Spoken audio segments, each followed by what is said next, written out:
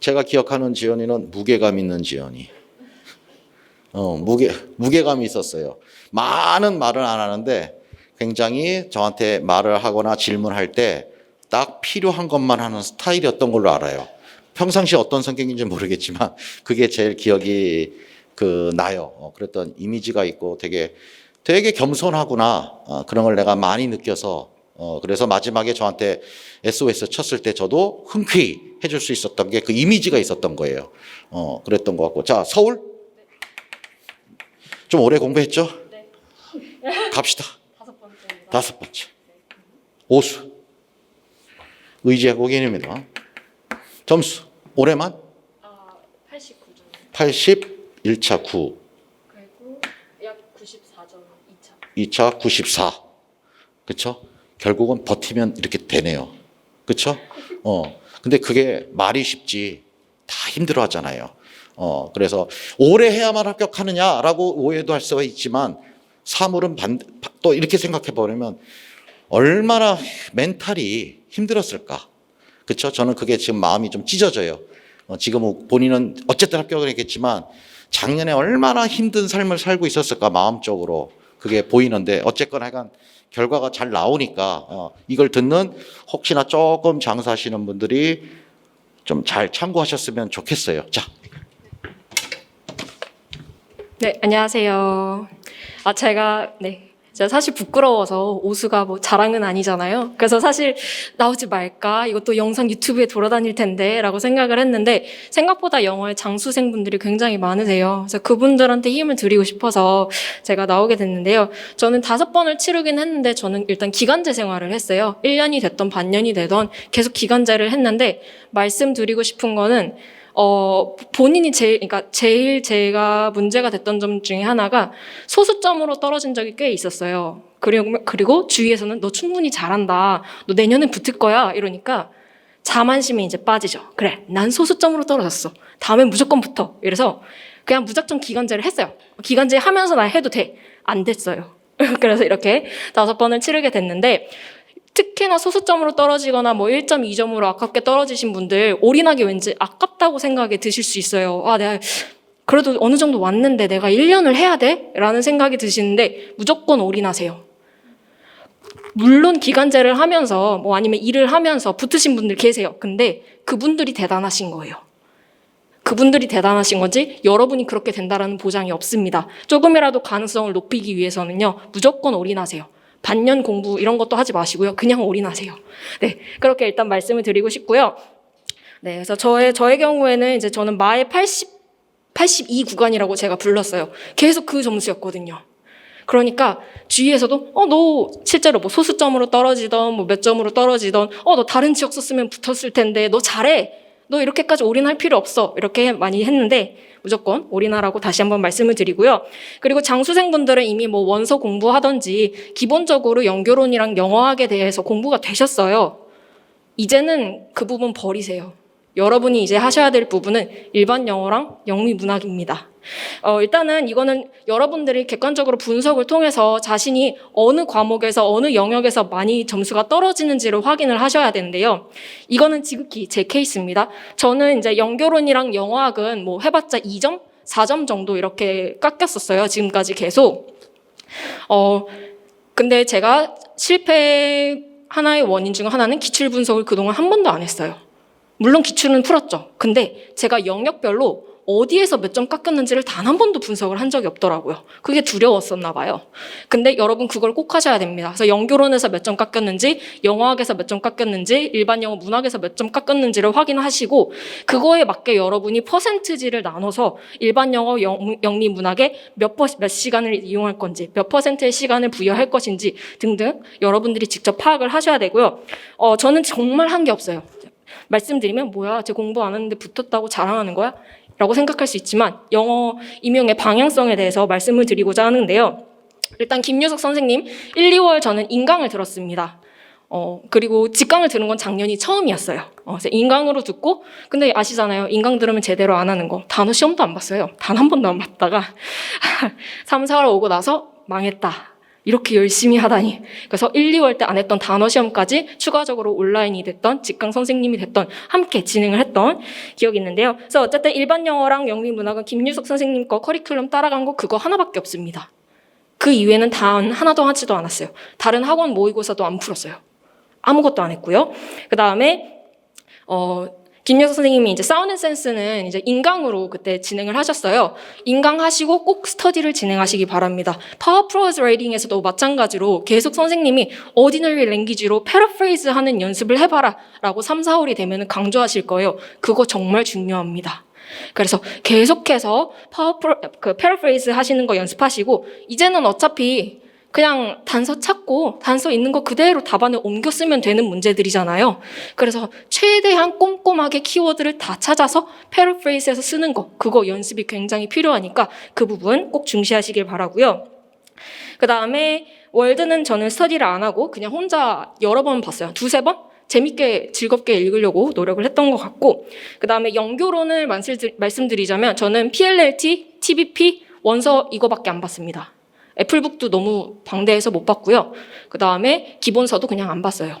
네, 근데 물론 이거는 제가 어느 정도 공부를 했기 때문에 그러한 상황이고 만약에 초수다, 나는 모르겠다 하시는 분은 가능하면 3, 4월까지만 공부를 하세요. 기본 원서가 됐던, 기본서가 됐던 3, 4월까지만 보시고요. 나는 이제 봤다라는 마음을 가지고 후반부에는 막 너무 원서를 읽는데 시간을 쓰지 않으셨으면 합니다.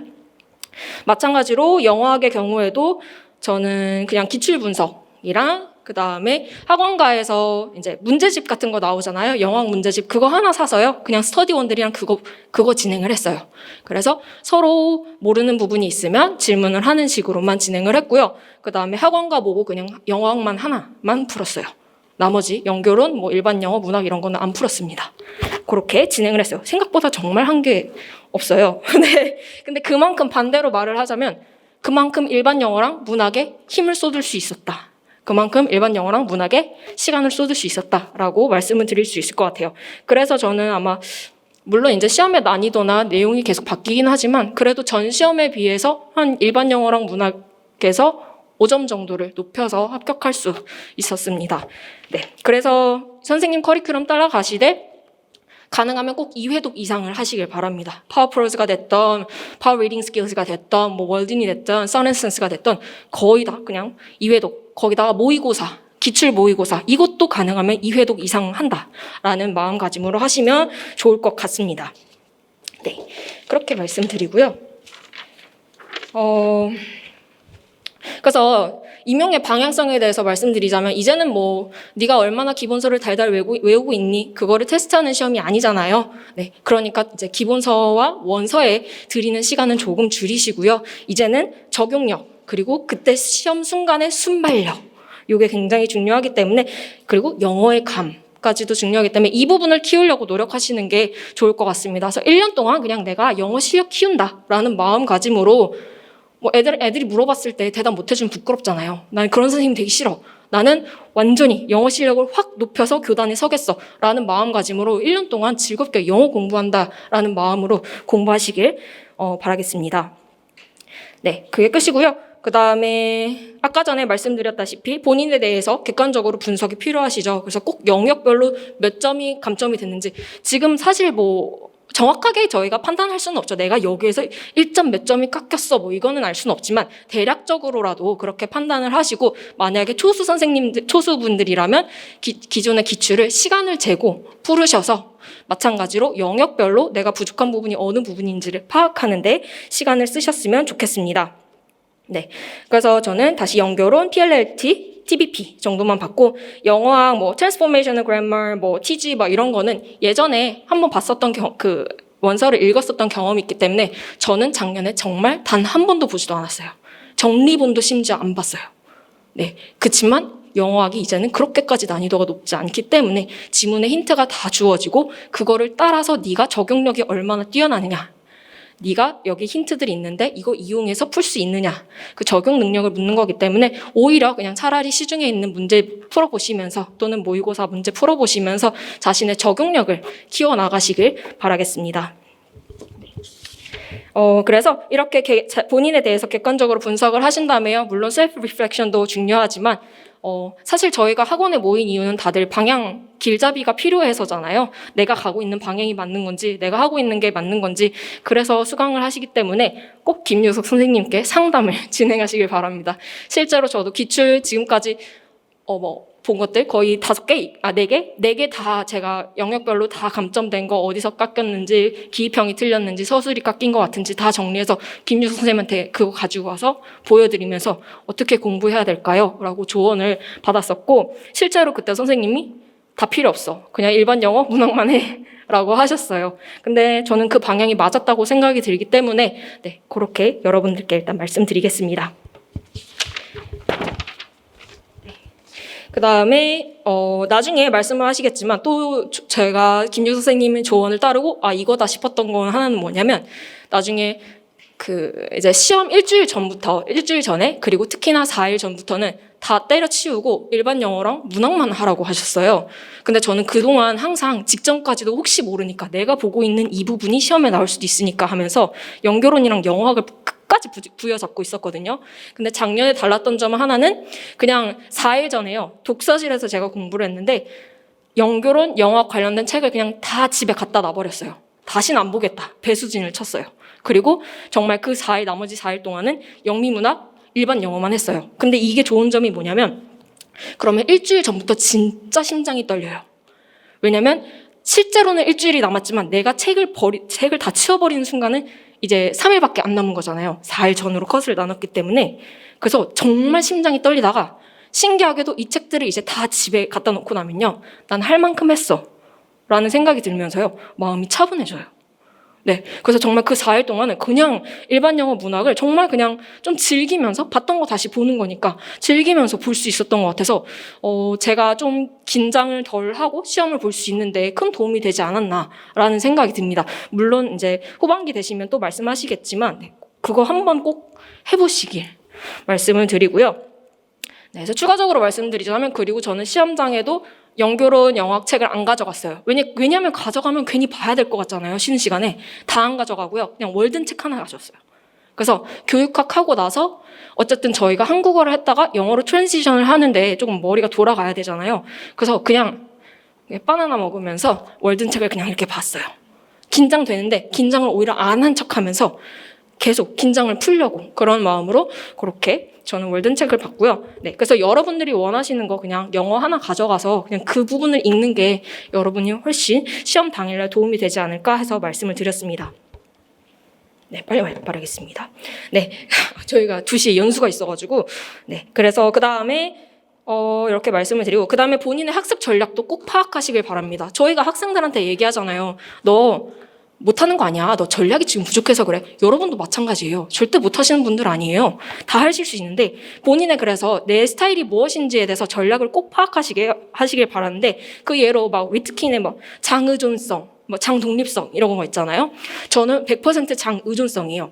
그래서 저는 스터디를 진짜 많이 활용했어요. 오프라인에서도 하고요. 온라인으로 추가하고 계속 했고요.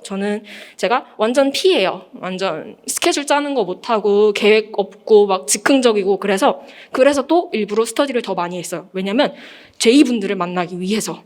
그래서 J분들을 만나서 그분들이 열심히 스케줄을 짜주시면 저는 열심히 따라갔어요. 네, 열심히 따라하고 책임감 있게 서로 공유하는 식으로 했기 때문에 여러분들도 만약에 스터디를 짜게 되신다면 본인의 반대 성향이 있는 분들을 만나면 정말 베스트일 것 같습니다. 네, 그렇게 말씀을 드리고요. 그거 외에도 이제 뭐 여러분들 학습하는 장소라던가 이런 거에 대해서도 한번 잘 생각해 보시고요. 내가 최고의 효율적으로 효과적으로 공부할 수 있는 학습 환경은 무엇인지를 계속 고민하시고요. 그를 만들어 나가셔야 됩니다. 네, 그래서 이게 결국에는 시험날 루틴이 되는 거죠. 그래서 저는 실제로 그거를 매 모의고사마다 작성을 했어요. 어떤 날은 와서 기지개를 한 3분 정도 펴보기도 하고요. 뭐 어떤 날은 이 커피를 마셔봤다가 어떤 날은 저 커피를 마셔봤다가 어떤 날은 뭐 캔디를 먹어봤다가 어떤 날은 초콜릿을 먹어봤다가 이런 식으로 계속 도전하면서 저한테 맞는 루틴을 찾으려고 했고 그거를 한 일주일 전쯤에는 완성을 시켜서 계속 시험 전날 시험 전에 일주일 동안 그 루틴을 지키려고 노력을 했습니다.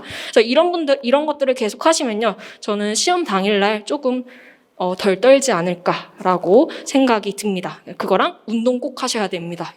장기 레이스잖아요. 나중에 이게 척추랑 허리가 다 아작이 날 수 있기 때문에 그러다가 막판에 정말 공부 못 하시는 분들도 많거든요. 그래서 운동도 꼭 하시면서 그렇게 하시면 되겠습니다. 이제는 추가적으로 딱 하나만 말씀드릴게요. 저는 이렇게 다 김유석 선생님 커리만 따랐는데 그 외에 제가 일반 영어랑 문학을 위해서 추가적으로 했던 거 하나가 무엇이냐 하면 저는 고등학교 3학년 친구 과외를 진행을 했어요. 근데 이렇게 과외를 하면서 수능 기출이랑 평가원 모고 있죠. 3월, 6월, 9월 그 모의고사를 거의 한 50개 이상을 제가 풀었던 것 같아요. 왜냐면 이제 몇 차시 진행을 해야 되니까. 그러면서 느낀 게 수능이랑 임용이랑 너무 결이 비슷하다. 라는 생각이 드는 거예요. 특히 일반 영어에서. 그래서 정말 깜짝 놀랐던 게 예전에 yield power 막 이런 단어들이 있었잖아요. 기입형에. 그거 난리 났었잖아요. 근데 제가 수능 기출을 푸는데 그 표현이 있는 거예요. yield power가. 그래서 그런 식으로 저희 실제로 기입형에 나왔던 많은 정답들이 정말 수능 기출이랑 모의고사 기출에 지문이 됐던 아니면 오지선다의 그 선택사항이 됐던 다 있어요. 그래서 정말 시간이 되신다면 저는 꼭 수능이랑 모의고사를 풀어보시길 강조드리고요. 근데 여기에서 그냥 저희는 선생님이잖아요. 객관식으로 풀면 재미가 없죠. 서술형으로 풀어보시길 바랍니다. 그래서 저는 실제로 빈칸 하면서요. 빈칸 아래 오지선다 보지 않고요. 그러면 이 빈칸에 들어갈 내용이 뭘까? 어떤 내용이 들어가야 맞을까? 그걸 계속 공부했어요. 근데 결국에 그게 키워드 찾는 연습이 되는 거죠. 그리고 나서 수능 기출에서 또 나오는 게 주제 찾기 이런 문제들 있잖아요. 그것도 오지선다 안 보고요. 제가 그냥 써봤어요. 네, 그게 결국에 메인 아이디어 찾기가 되는 거죠. 그런 식으로 해서 요것도 했더니 저는 너무 도움이 됐고 실제로 과외를 진행하면서 제가 김유석 선생님한테 파워 리딩 스킬스 때 들었던 얘기를 똑같이 애한테 하고 있더라고요. 정말 약간 빙의하듯이. 그래서 그리고 애도 정말 성적이 많이 올랐고 되게 그 부분에 대해서 만족해 하더라고요. 그래서 이게 틀린 게 아니었구나. 그래서 파워 리딩 스킬스를 여러 번 해보시길 바랍니다. 그냥 공부하지 마시고요. 실제로 적용을 해보세요. 근데 일반 시중에 그냥 애매한 문제들 말고요. 그냥 차라리 수능이나 모의고사 때 모의고사 가지고 준비를 하시면 좋을 것 같습니다. 네, 그래서 저는 여기까지 일단 말씀드리겠습니다.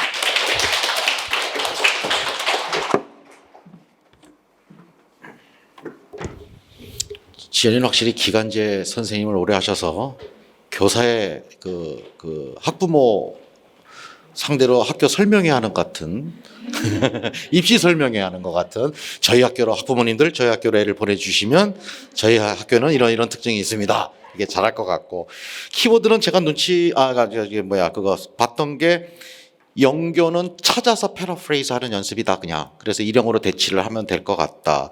영어학은 찾긴 찾는데 그게 영교처럼 드러나 있지 않고 힌트가 있다. 그 힌트를 깨달아야 된다. 근데 그 힌트를 깨닫냐마냐 그게 머리 싸움이다라는 말로 자꾸 얘기 나올 것 같아.